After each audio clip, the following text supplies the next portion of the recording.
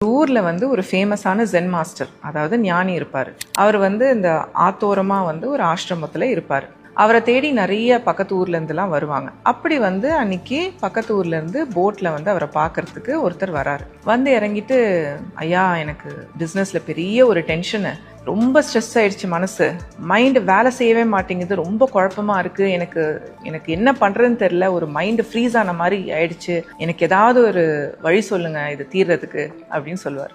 உடனே இந்த gen master சிரிப்பாரு. நீ வந்தியே போட்டு, அது இப்பதான் கிளம்புது, அந்த இடத்துல இருந்து எனக்கு தண்ணி கொண்டு வா அப்படின்னு ஒரு பாத்திரத்தை கொடுப்பாரு. இவர் போய் அந்த பாத்திரத்துல தண்ணி எடுத்துட்டு வருவாரு. பார்த்தா ஒரு மாதிரி மடியா இருக்கும். ஏன்னா அந்த போட் இப்பதான் போயிருக்கு இல்லையா.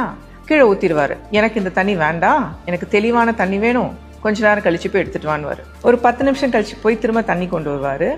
அந்த தண்ணி ஒரு மாதிரி கலங்கலா இருக்கும், ஆனா ரொம்ப மடியா இருக்காது, ரொம்ப தெளிவாகவும் இருக்காது. திரும்ப கொட்டிடுவாரு. எனக்கு இந்த தண்ணி வேண்டாம், எனக்கு தெளிவான தண்ணி வேணும், இன்னும் கொஞ்ச நேரம் கழிச்சு போய் எடுத்துட்டு வான்னு. ஒரு திரும்ப வெயிட் பண்ணுவாரு. ஒரு அரை மணி நேரம் கழிச்சு போய் எடுத்துட்டு வந்தா தண்ணி அப்படியே பளபளன்னு நல்ல நீட்டா இருக்கும்.